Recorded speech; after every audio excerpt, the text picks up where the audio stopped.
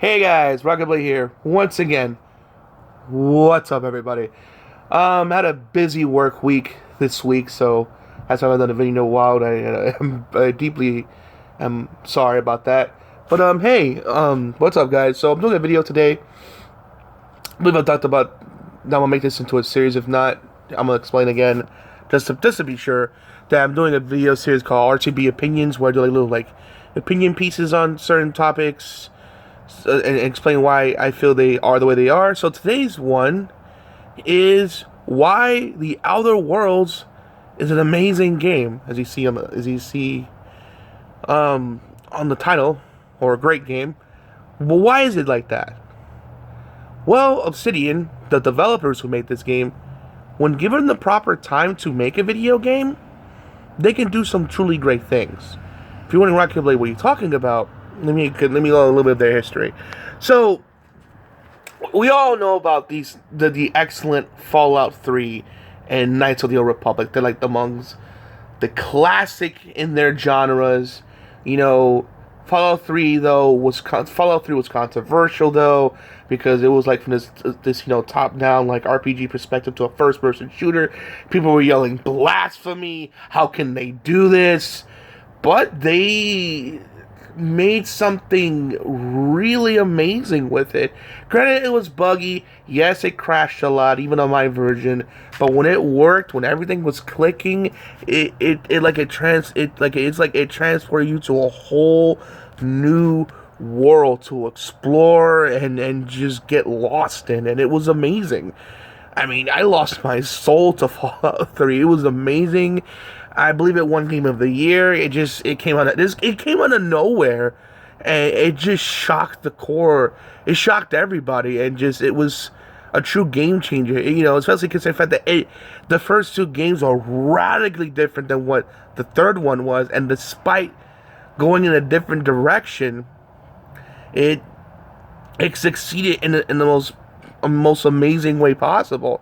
Because most of the times, when a genre is known for doing one thing and then they switch up the gameplay style of that said genre, 9 times out of 10 it fails. Like, for example, Valkyria Chronicles, they try to change up the game with a new one called Revolution, and they try to mix this weird gameplay styles with it, and it just didn't work.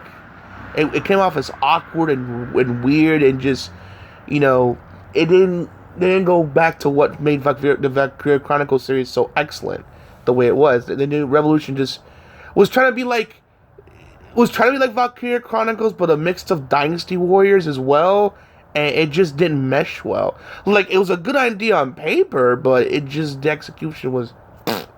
So it was one of those kind of. So most of the time, games that go out of their genre. I mean, there are the rare ones. They do exist.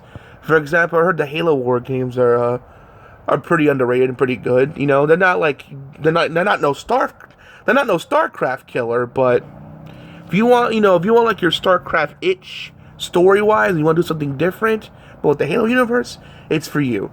But there are those rare instances where it does succeed when it goes off a different path, the different gameplay style.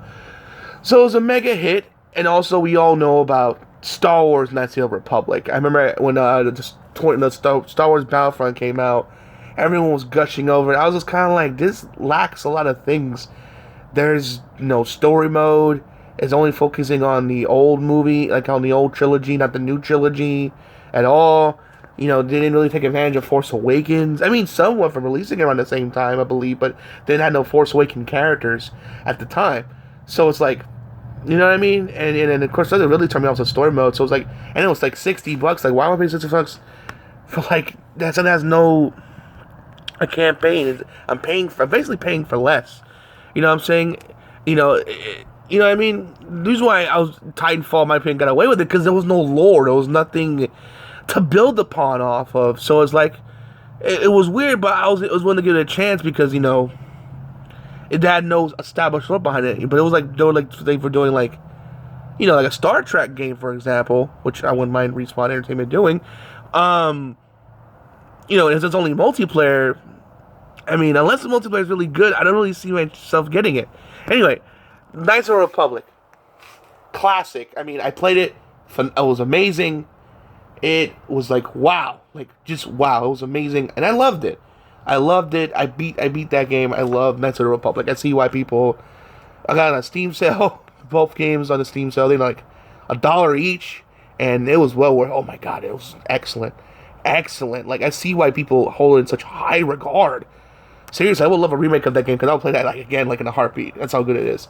So why am I mentioning those two games? Well, Bethesda and of course, but Bethesda and BioWare didn't do their sequels. It was Obsidian, and let's start with Knights of the Republic 2. The little I played, I really enjoyed it, believe it or not. But a lot of people didn't like it as much as the first one. Though I admit the first one is better, but it's still good. I still enjoyed a lot. I think it's fantastic for what they were able to do with it. And believe it or not, like the other game they worked on with Bethesda, this game was rushed. Believe it or not, this game, Knights of the Republic, was rushed. I think it was supposed to be out for the holiday season, so they had to cut the ending in half. Though but the cool thing is it lets like some kind of like dev tools out there, so people can like try to like, you know, modders can add it to like the game to see the ending they wanted to add to Knights of the Republic 2, but couldn't do it due to lack of time. But even though I haven't beaten it yet, the amount I played with it, which was a good amount, I rather enjoyed it a lot. I need to go back to play that sometime. Maybe when I get some free time soon, hopefully. I'll give that a, you know, go hop in and like continue because I really enjoyed it. What I played, granted, it wasn't as compelling as the first one, but gameplay wise, and it's still pretty damn good. No lie. And Fallout New Vegas, I know it's kind of mixed. You know, some people saying Fallout 3 is better than Vegas. Some people saying Vegas is better than Fallout 3. I'm in the camp that Fallout 3 is better than Vegas. Sorry, but I will give credit where credit is due. Like they improved the gameplay, absolutely. You get aimed on your sights. The gunplay feels a lot more smooth. But really hurts the game. Granted, on Fallout 3 had its bugs. If you want to have the PS3 version. I guess, you know, I heard it was like the worst version, but I didn't really run any serious problems. Yeah, it would freeze.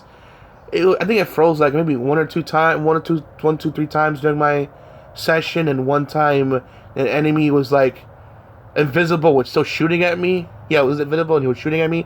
But that's like the only major bugs I can recall. But other than that, it was a pretty smooth experience. Whereas New Vegas, granted, it crashed like at least a solid like 5 times.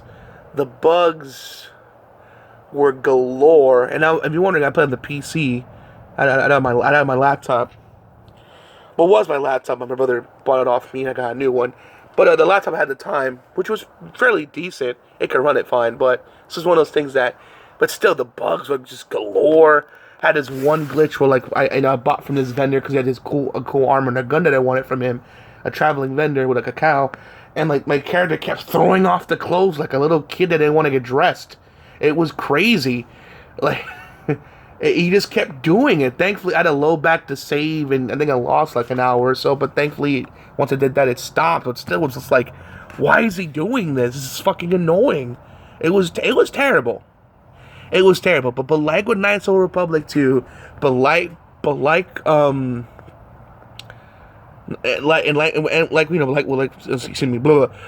Knights of the Republic 2 and Fallout New Vegas. So I had to brain fart there. They were rushed, both of them, especially for Fallout New Vegas. It's like, hey, because basically Bethesda's like, yeah, we want you to make the same epic scale of a game like we did, but in half the time. Good luck. And they never used this engine and before and stuff. It's not like we've worked on it before, or they worked with them on Fallout 3. No, they went to it like cold turkey. Here you brand new, never even touched it. It's like that's like having a rookie out of college football without them having any training for the pros. Like, all right, kid, play your first pro game. Good luck. And despite that, I can't say for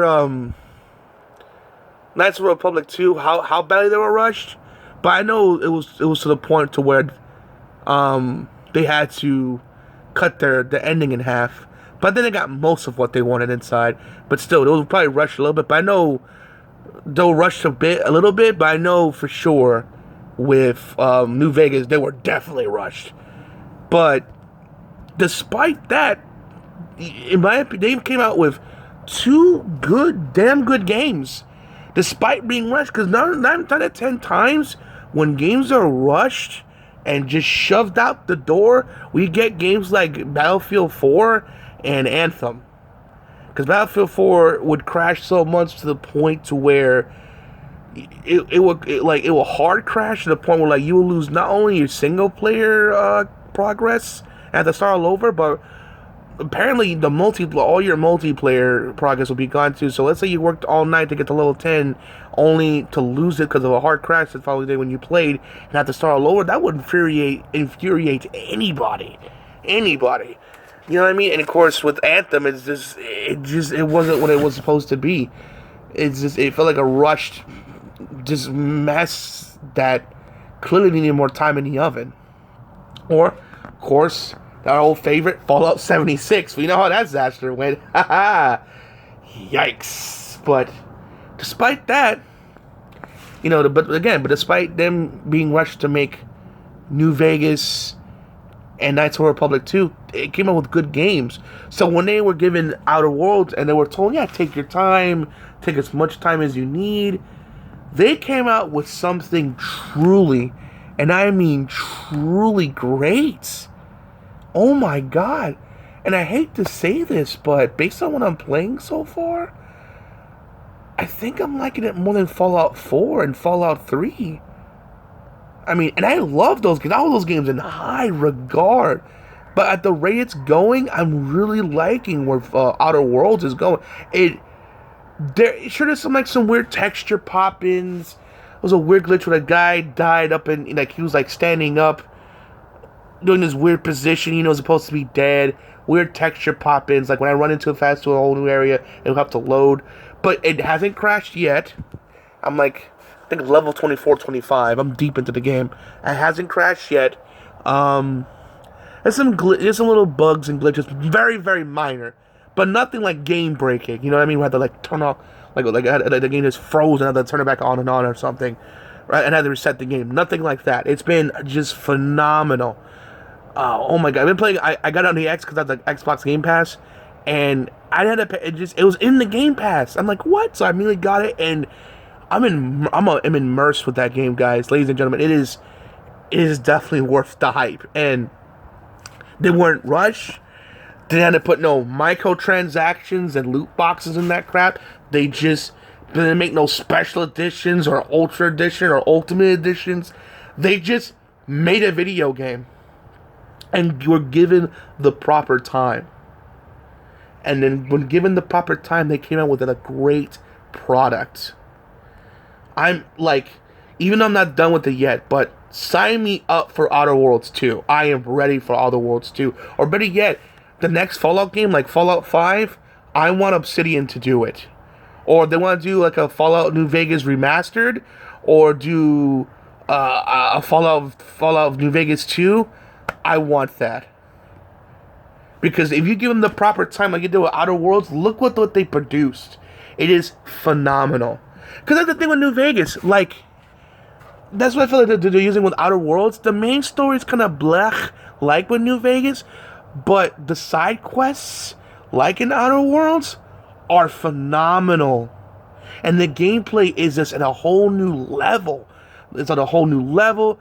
I mean, and even in the story's still better than New Vegas, I'll say that much. But the side quests, which they're really great at, because that's the thing about New Vegas, the main story was kind of like, they didn't really motivate you to play the game, but their side quests, which I believe they had enough time to do at least, were captivating, amazing, like, really great, should have been main game kind of stuff. Like, that's how great it was. So I think they just had enough time to do great side quests, but the story... But the main story was just kind of like, didn't have enough time to really polish it to what they wanted. Thus, it came out kind of like half-baked. But still, who knows? And again, I haven't played the game yet. Maybe the main story might really pick up in terms of something interesting. Because right now, the main story is, it's not really a spoiler, you are the only surviving colonist right now, because everyone's in hypersleep, and your job's pretty much to figure out a way how to get them all up. So you gotta find these parts throughout the galaxy to help get your people up and look and try to look out for the board and try to overthrow the evil board, as they're called. So it could change and twist up to something better, because who knows? I mean, I haven't beaten the game, and like I said, I haven't beaten the game yet, but I'm pretty deep in it. But it could change. But still, the side quests leading up to it has been phenomenal. The companion quests so far I played have been amazing. It's a great game that is worth your time. Don't get Fallout 76.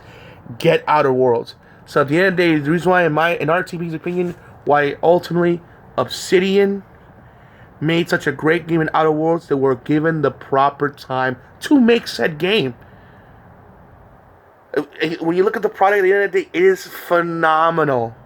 Absolutely phenomenal. So Bethesda, if you're listening, let them make the next Fallout game, or whatever project you give them, let them take their time, because they've proven they truly are a great developer. I think even before that, I had a feeling that Outer Worlds was going to be great, because, like I mentioned with Fallout New Vegas and Knights of the Republic 2, those games were rushed. Yet despite that, they made damn good games. Damn good games.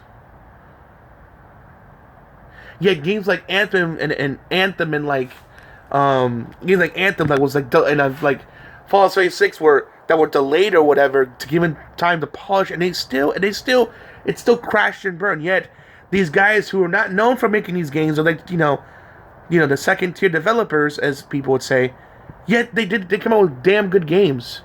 And then when given the proper time, they made a new franchise masterpiece. So at the end of the day, the reason why again, I'm not repeating myself, Obsidian made a great game because they were given the proper time to do so. As the old saying goes, you can't rush art. I would rather wait to get something great I'd rather wait to get something great like Outer Worlds, like a Max Payne 3, than to get a rushed piece of crap game. Hello, Battlefield 4 at the time. Now it's better thanks to updates, but hello, Battlefield 4, hello, Anthem, and hello, Fallout 76. Ugh. Take your time, folks. Do what Doom Eternal and the new Animal Crossing is doing. If you need more time, delay it. Because the quote, the former president of Nintendo of America, Reggie Fils-Aimé, may, if it's not fun, then what's the point? And that's probably the realest thing he's ever said while there. If it's not fun, what's the point? And I totally 100% agree. Alright guys, hope you enjoyed the video. Please make sure to rate, comment, and subscribe. As always, RTB signing out. Hope to see you guys again real soon. Peace out. Have a great day. And tell me your favorite Obsidian game in the comment section below. I'll try to respond as fast as humanly possible. Alright guys. Peace out.